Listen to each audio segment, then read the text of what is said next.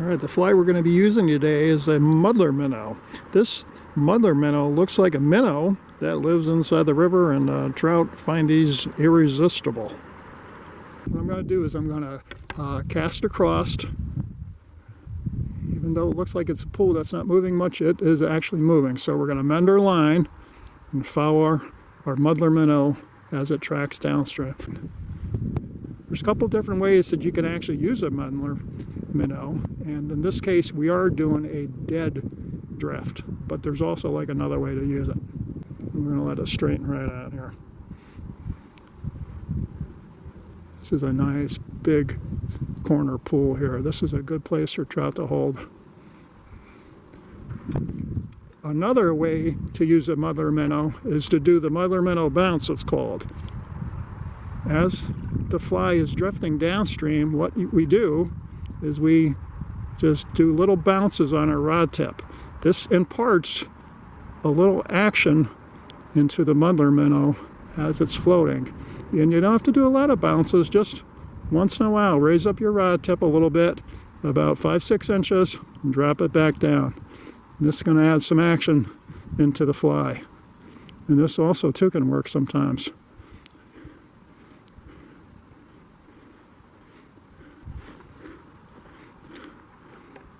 Sometimes they're not sure exactly what the trout are looking for. Sometimes the trout actually want action on the fly, and other times they just want it to drift along naturally. So we're going to try each way, and we're going to let the trout actually let us know what they're looking for here.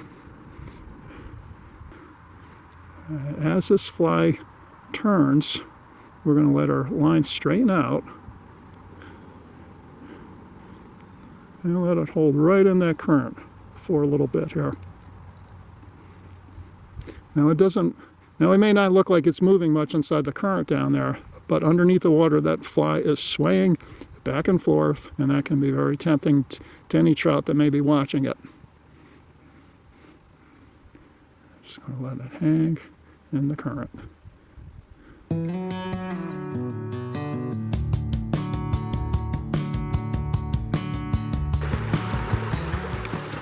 Okay, I'm going to target this run of water. It drops out of this riffle section.